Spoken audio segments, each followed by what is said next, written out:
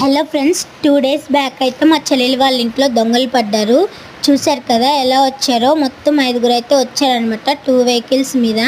So వీళ్ళైతే 1 o'clock 2 o'clock మధ్యన అయితే వచ్చారనమాట. ఇంకా వాళ్ళు లెగిచి పెద్దగా అరవడం వల్ల వాళ్ళైతే దిగి వెళ్ళి పారిపోతున్నారు బండ్లెక్కి. చూశారు కదా. సో అందరూ ఏంటంటే ఎండాకాలం డోర్ తీసి పెడతారు గాలి కోసం. సో వీళ్ళకి అదే బెనిఫిట్గా తీసుకొని వస్తూ ఉంటారు. ఇంట్లోకి వచ్చి ఏదో ఒకటి తీసేసుకుంటారు.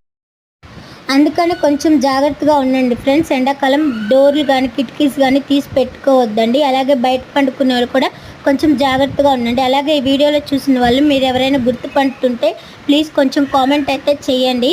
అండ్ వీళ్ళు ఇలా తిరుగుతూ ఉన్నారనమాట. ఇది మేడ్పల్లి అనమాట.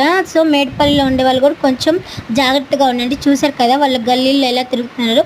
దాదాపు 2 గంటల సేపు అలానే ఆ గల్లీ మొత్తం తిరిగేశారు. ప్లీజ్ జాగ్రత్తగా ఉండండి. అందరికీ షేర్ చేయండి.